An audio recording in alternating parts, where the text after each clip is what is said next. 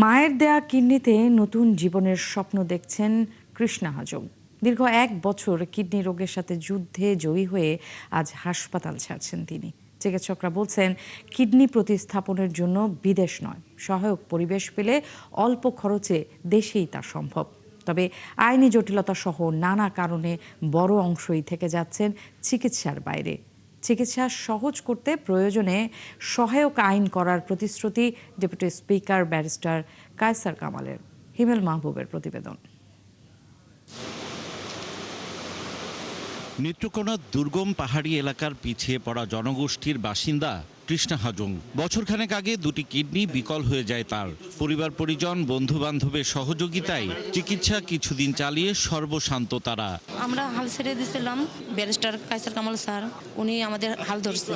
কৃষ্ণাকে সুস্থ করতে প্রথম প্রয়োজন ছিল অন্তত একটি কিডনি, এরপর অস্ত্রোপচারের টাকা।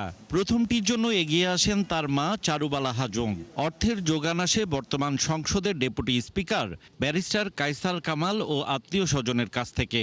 ২রা মার্চ বাংলাদেশ মেডিকেল বিশ্ববিদ্যালয়ে সফল অস্ত্রোপচার সম্পন্ন হয়। বুধবার সুস্থ হয়ে বাড়ি ফিরলেন তিনি।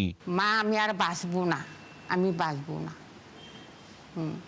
আমি বললাম, বাবা তোমার কিচ্ছু হবে না, স্বয়ং একজন আসে, আমার জীবন জাহান্নামে যাওয়া, আমার ছেলে সুস্থ, আমার সব ঠিক।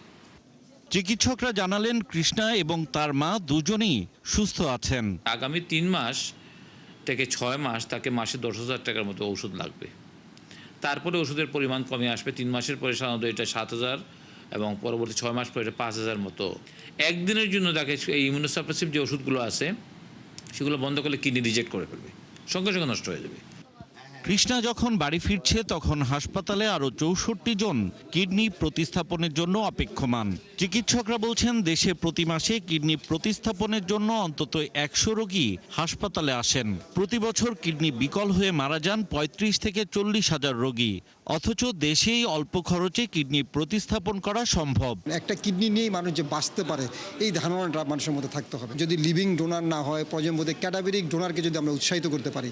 আপনি জানেন যে 2023 সালে একটি ক্যাডাভেরিক ডোনার হয়েছিল এবং 2টি ক্যাডাভেরিক ডোনার পরে আর কিন্তু ক্যাডাভেরিক ডোনার হয়নি। যেমন স্পেনে সবচেয়ে বেশি ক্যাডাভার কিডনি ট্রান্সপ্লান্ট হয় এবং ওটা ওইভাবে মোটিভেটেড। সব আইসিইউতে কোনো রোগী ব্রেন ডেথ হয়ে গেলে তাকে ডিক্লেয়ার করে যদি আইন করা যায় যে এটা ডিক্লেয়ার করতেই হবে, তারপরে রোগী কিডনি দিবে কি দিবে না বা বিভিন্ন অর্গান দিবে কি দিবে না সেটা মানে রোগীর আত্মীয় স্বজনের ব্যাপার।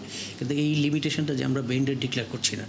দেশে কিডনি প্রতিস্থাপনের জন্য আইন আরও সহায়ক করার আশ্বাস ডেপুটি স্পিকারের। উন্নত দেশগুলোতে যেভাবে এই কিডনি বা অন্যান্য অঙ্গ প্রত্যঙ্গ ট্রান্সপ্লান্টের যে ধরনের নিয়ম বা আইনি কাঠামো আছে, আমি মনে করি আমাদের দেশেও সেটা আস্তে আস্তে ইভলভ হচ্ছে। বিদ্যমান আইনকেও কীভাবে আবারও পরিবর্ধন করে যুগের সাথে তাল মিলিয়ে চালানো যায় সেই প্রচেষ্টা আমাদের থাকবে। দেশে কিডনি প্রতিস্থাপনের খরচ 3 থেকে 10 লাখ টাকা পর্যন্ত। অথচ প্রতিবেশী দেশ ভারত থেকে শুরু করে সিঙ্গাপুর পর্যন্ত এই খরচ 20 লাখ থেকে শুরু করে 1 কোটি টাকা পর্যন্ত। হিমেল মাহবুব, 71, ঢাকা।